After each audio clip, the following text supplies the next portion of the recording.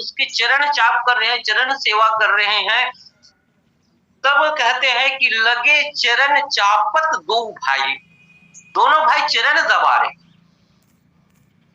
और दोनों भाई चरण दबा रहे हैं। तो सोने के पहले, नींद आने के पहले मुनि बार बार उन दोनों भाइयों से को आज्ञा दे रहे हैं कि आप लोग जाकर सो जाओ।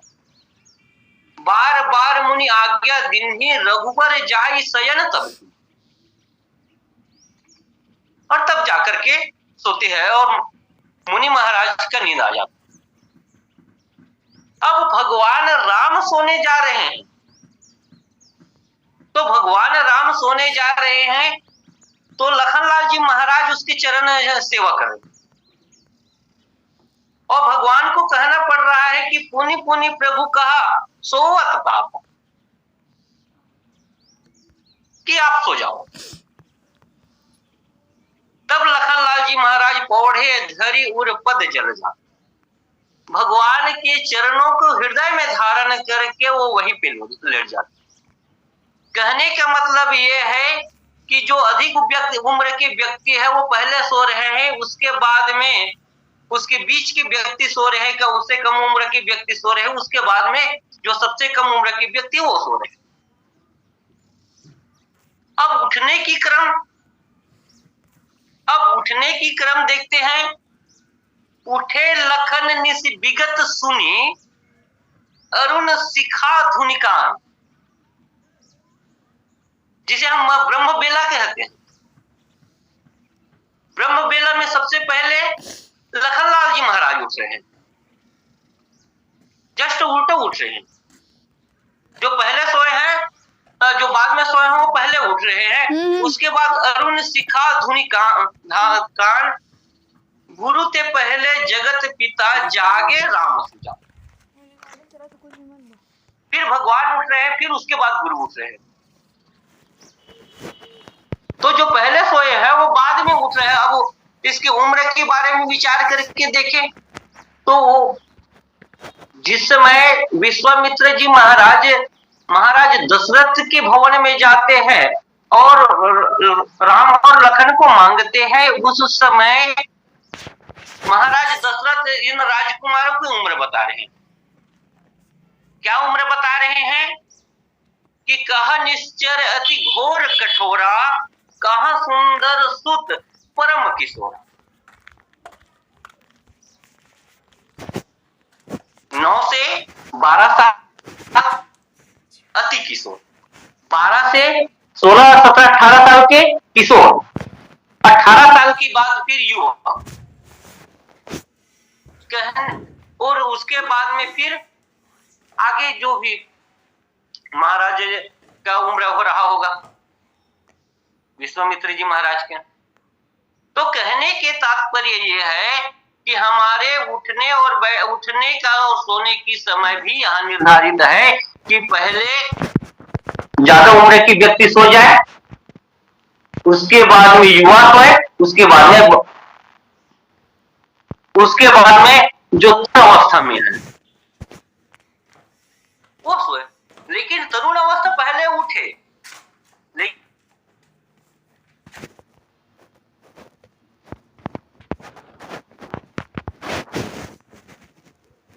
कि जो भी नियम है ये भी इसका भी नियम बताए गए।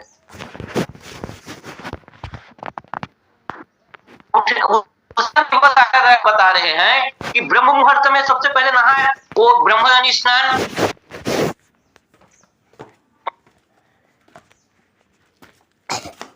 5 बजे से स्नान और 6 बजे से 7 बजे मानव स्नान बोलते हैं, नर स्नान बोलते हैं। उसके बाद में जो 7 बजे के बाद जो नहाते हैं हम लोग,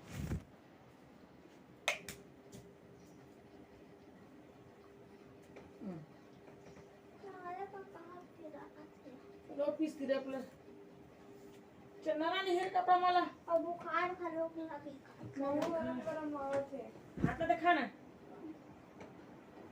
तब ओके नहीं रे। हां गरम मसाला का खरो कर हाथ भी कैसे को देवा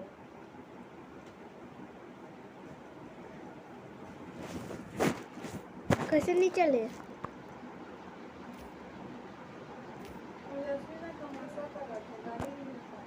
Dewan na posura memang atau tak lantai ka bhari.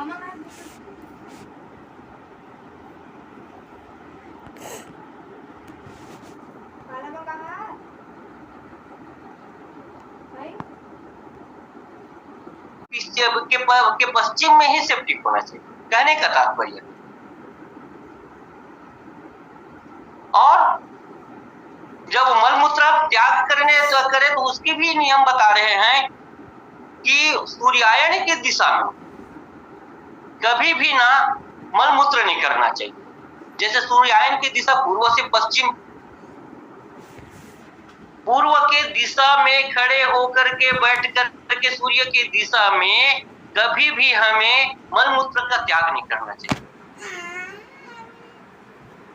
उसके लिए ये बताते हैं कि सवेरे से दोपहर तक के 12 बजे तक के दक्षिण दिशा में मुंह करके मलमूत्र का त्याग करें,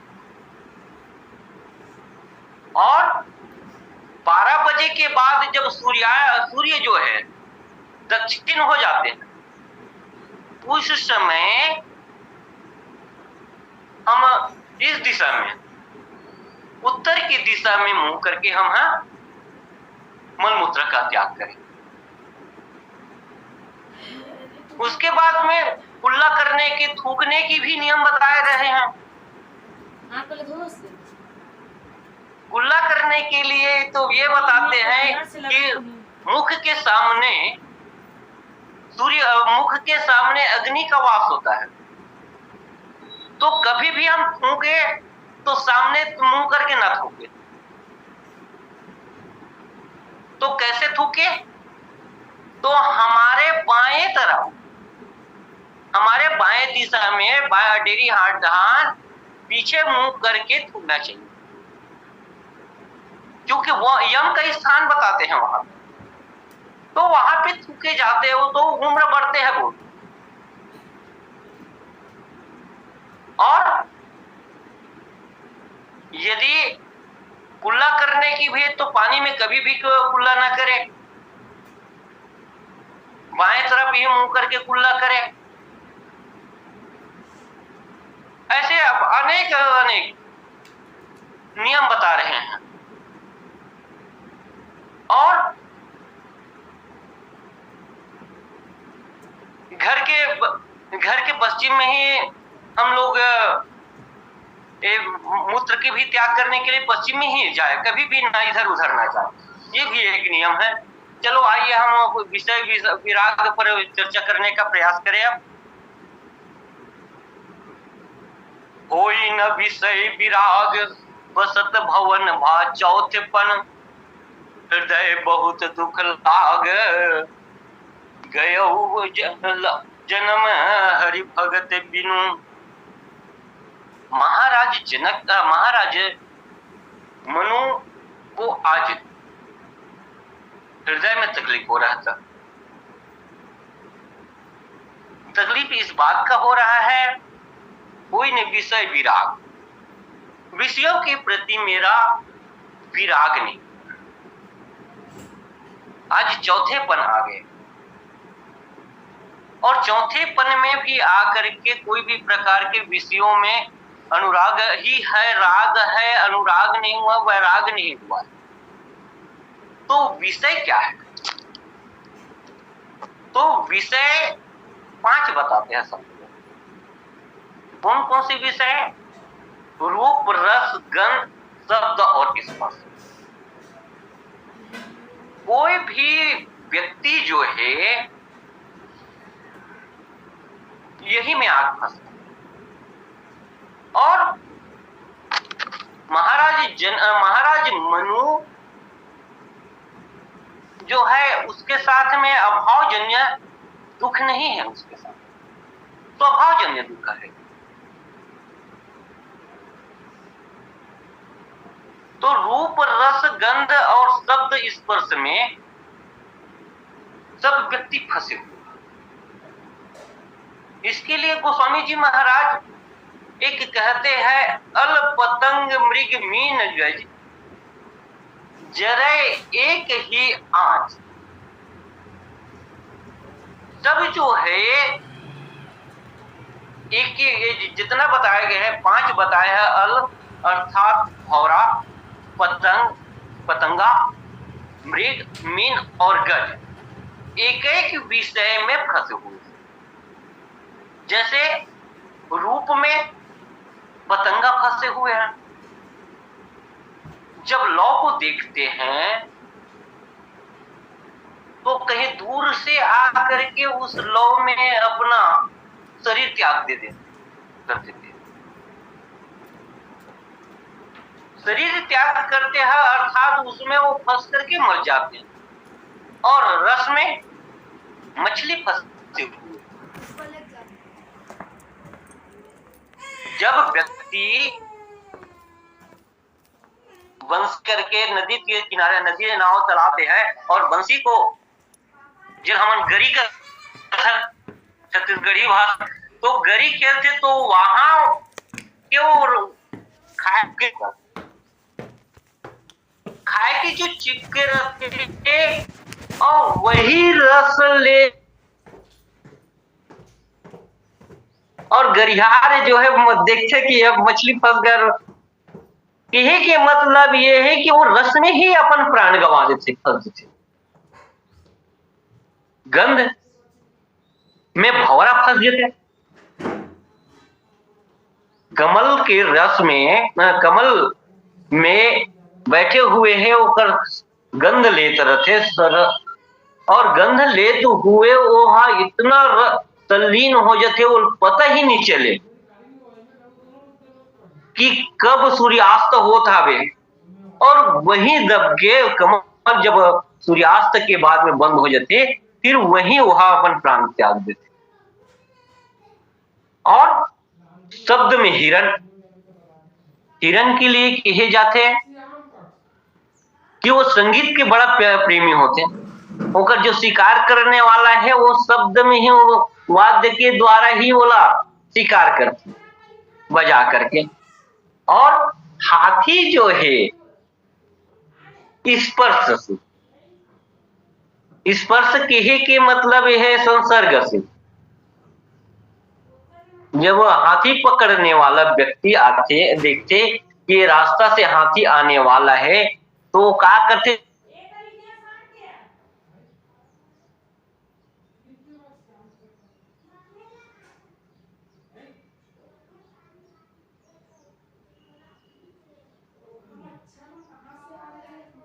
एक हाथी बनाए जाते, नकली हाथी। अब जब वो असली हाथी देखते कि यहाँ पे कुछ हथनी,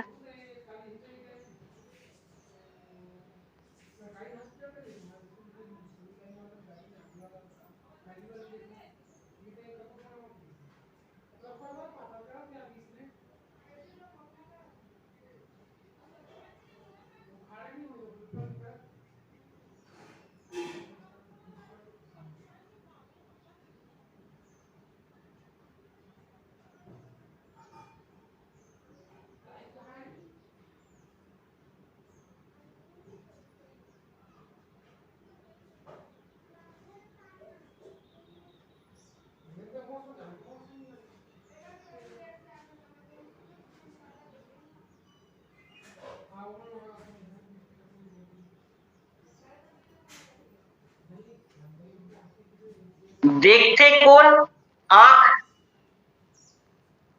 आंख जो है देखते और बुद्धि ला मैसेज करते कि आम फले हुए रसदार। बुद्धि जो है अन्य अन्य जो इंद्रिय हावे ओला ऑर्डर करते और पैर वहां तक जाते, ओकर बाद में हाथ तोड़ते, लेकिन हाथ भी अपन पास नहीं रखे है, ओला रसनल देते, मुंह में डालते जीव ला, और जीव रस लेते होकर, और जीव रस लेते। वही समय में देखते कौन कि वो बगीचा के रखवार है, और बगीचा के रखवार देखते तो माथे पीठला, और पीठ ला मारथे तो आंख से आंसू निकलते, तो गलती तो आंखें से पहले हो है। यदि वही समय यदि आंख रूपी इंद्री ला कंट्रोल किया जाए कि भैया ये दूसरा फल हरे यार, ये कावर खावे थे, तो आज स्थिति जो है, आंख जो है रोवाते है, आंख से आंसू बहाते, वो स्थिति नहीं रहती। तो महाराज मनु ला आज हो ही न विषय विराम। महाराज मनु देखते कि मोर जीवन में आज चौथापन की स्थिति आ चुके हैं, लेकिन विषयों के प्रति वैराग्य नहीं हुआ। आज भी मैं वैराग्य में फंसा हुआ, तो हृदय बहुत दुख ला, हृदय में बहुत दुख होते। तो दुख के कारण भाव जन्य है, अभाव नहीं है जीवन में, अभाव एक जीवन में नहीं है। काबर की ऐसे तो दुख के 4 कारण बताते हैं। स्वभावजन्य दुख, कालजन्य दुख, कर्मजन्य दुख, गुणजन्य दुख। लेकिन ये जो चारों हावे, ये सबसे और दुख नहीं, स्वभावजन्य दुख नहीं। कई जो व्यक्ति लोग स्वभावजन्य दुख रहते, जैसे मानस में एक प्रसंग आते, मानस में प्रसंग आते,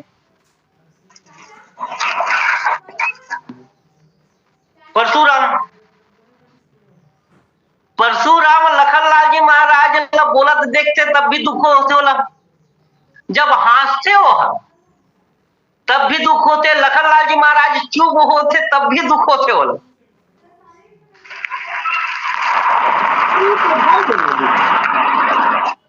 उसने ये भी दुख होते, क्या बोलूंगा, कई की दाती ला, मंथरा ला, लेकिन मंथरा स्पष्ट बोल भी देता है, कोई राजा बने मोला काले राजा बने मोला तो भक्ति ही रही, लेकिन बावजूद भी वो दुख होते। स्वभावजन्य दुख, कालजन्य दुख वो दुख हरे, ये काल से, काल के मतलब 2 प्रकार के भी कहा होते। एक तो काल मतलब मृत्यु, काल यमराज भी कहा जाते, और काल समय भी है।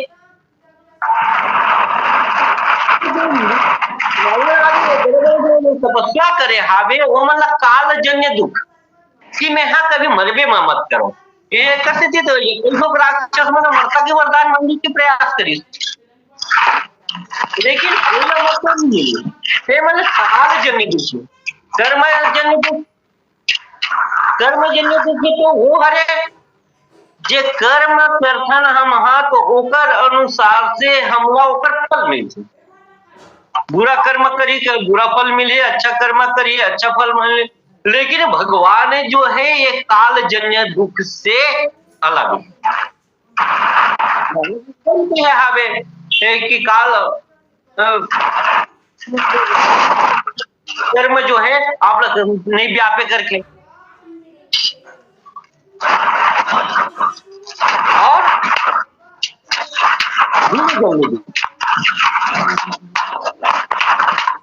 प्रकार के राजसी, तामसी, सात्विक गुण,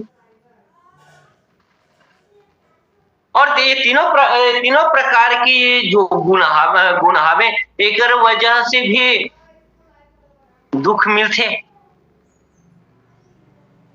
लेकिन महाराज मनुला ये सब चीज से कोई दुख नहीं है।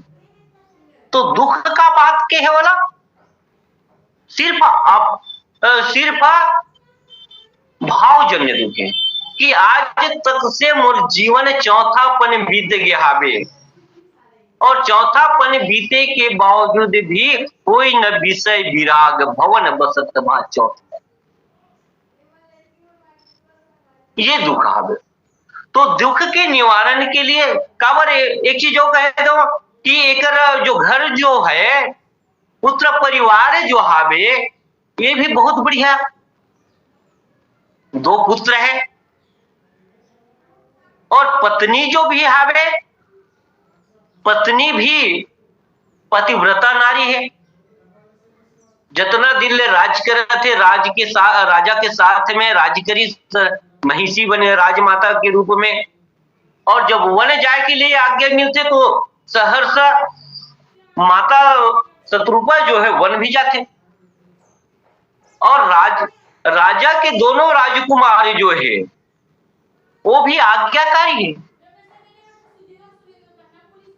तभी तो गोस्वामी जी महाराज ने लिखना पड़ते कि बरबस राज सुता है तब जी। कई बार बोला थे मनु महाराज है कि बेटा कि मैं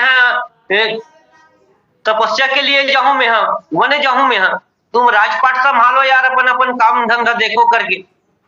काबर संत मन तो यही कहे, संत कहे अस नीति दसानन चौथे अपन जायव निकानन। अब वो चौथापन हो गया, मोला तो वन जाना चाहिए, यही तो नियम है। लेकिन एक पुत्र जो है जब भी राज लेना नहीं चाहते हैं। जबकि मानस में एक और प्रसंग आते, विश्व विदित एक कैकई देशु सत्य केतु तहां बसाई नरेशु। एकरो राज्य जो है धर्म के राज्य, और धर्म के राज होते होते लेकिन एक जो पुत्र है प्रताप भानु में कहीं ना कहीं लोलुपता दिखते। वहां जब वो राज दे थे तो गोस्वामी जी महाराज लिखते कि जेठे सुत राज नृप दिन का और हरि हित आप गवन बन की।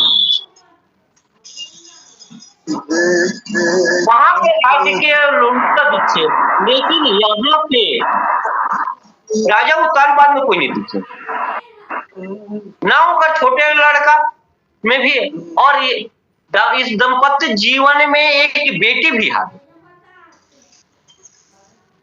देवहूति पुनितास कुमारी जो मुनि करदम के प्रिय नारी। वो भी बेटी जो है सुशील है। काबर हर माँ बाप चाहते कि जे घर में मोर बेटी जाए तो मोर दमांद मोर बेटी ला बढ़िया रखे। तो यहाँ लिखते स्पष्ट जो मुनि करदम के प्रिय नारी, जे पति ला प्रेम करने वाली हिसाबे पति भी पत्नी ला प्रेम करने वाला रही। अर्थात यहाँ पे जीवन में कोई भी प्रकार के अभाव एक जिंदगी में मनु महाराज के नहीं। धन की दृष्टि से तो कोई बात ही नहीं है, स्वयं राजा है। तो हो ही न विषय विराग भवन बसत भा चौथ पर। बहुत दुख लाग गयो जन्म गयो हरि भगत। जो है अभाव जनी मैं कि जीवन में आज चौथापन आ गए, मैं आज तक से भगवान के भजन नहीं करे हम। निश्चित रूप से आज तक से राज्य करत रही साहबे और धर्म की राज्य करत रही। और यहाँ पे एक और सूत्र देवता आवे कि नारी समेत जब भी व्यक्ति जो है तीर्थाटन में जाए वो पति पत्नी जाना चाहिए। और पति पत्नी ये हो कि महाराज मनु के घर में जब पुनर्जन्म होते महाराज मनु और माता शत्रुपा के, तब ऊपर घर में भगवान के अवतरण। और कई विश्व विदित एक कई देश सत्य केतु तहां बसाई न रहे। जब सत्य केतु वन में जाते तो अकेला जाते, अकेला जाते तो परिणाम का हुई कि ओकर पुत्र जो है रावण बन गए। और एकर पुत्र राम और एकर पुत्र रावण बनिस तेकर भी एक कारण ये भी है कि ये जो है दोनों के है साथ में, ये भी बात है कि ये सत्संग को यहाँ पे और ओकर जीवन में सत्संग में दिक्कत आवे। रामचरितमानस में सत्संग देख कर जीवन में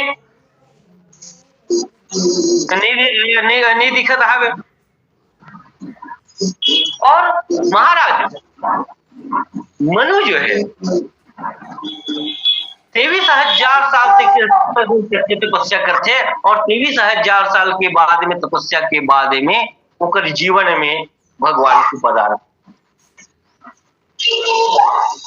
महाराज जी से एक निवेदन चाहूँ कि 6 मिनट बचे बतलाए कष्ट कर देता हूँ।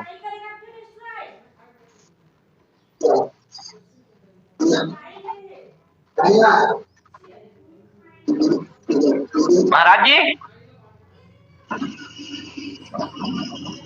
5 मिनट हाँ डोमन तो 5 मिनट शेष है भाई, बोल रहा। अच्छा ठीक है महाराज। तो महाराज मनु जो है अपने जीवन में सत्संग करी और भगवान लपाते। तो यहाँ पे एक नियम यही भी मिलते हमला कि जीवन में सत्संग करना हमला चाहिए। और विगत 4 साल से हम सब सत्संग करते हुए ये लिंक के माध्यम से आवत हवन। मैं यही कह के अपन वाणी विराम देता हूँ और आदरणीय महाराज जी तथा ये मंच सौंपता हूँ। बोल सियावर रामचंद्र की जय।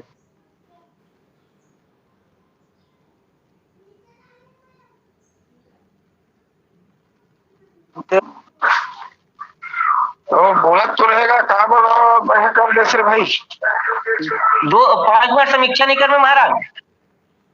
हाँ नहीं वो 5 मैंने तो इच्छा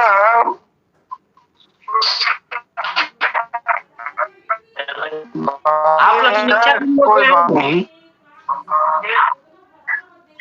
मैं समीक्षा नहीं भैया, मैं खुद मैंने सुने की इच्छा करता हूँ तो समीक्षा कहाँ करूँगा। वाह तो चलो ठीक है मनोज जी महाराज, और जीवन में एक दलाली होना चाहिए।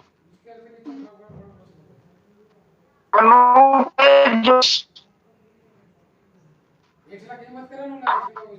रसायन में मनु शत्रुपद जी के प्रसंग ला सुनत पढ़ा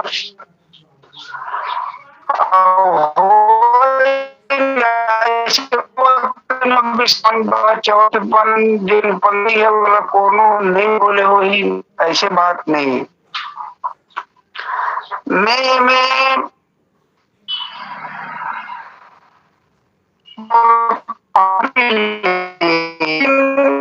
हम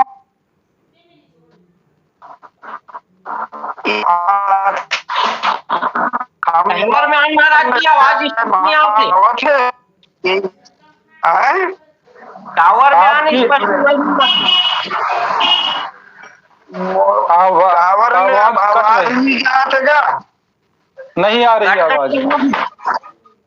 दरअसल नेट के समस्या नेट के समस्या है। हाँ ले वाला मोबाइल चेंज करके देखा था, ये होस्ट के मोबाइल से बोले के प्रयास कर रहा हूँ। अब आवत है आवाज। हाँ ये मान के चलो और मोबाइल है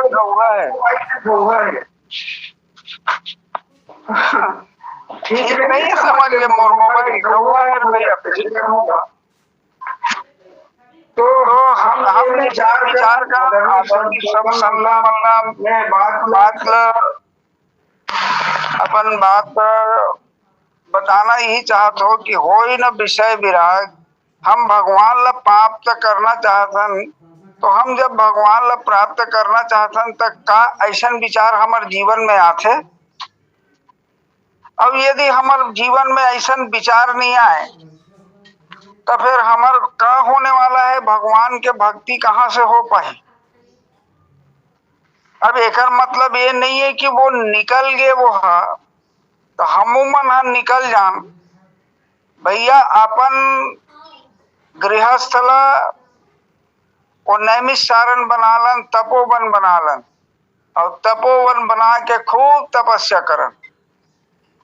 भगवान के पूजा पर देखो,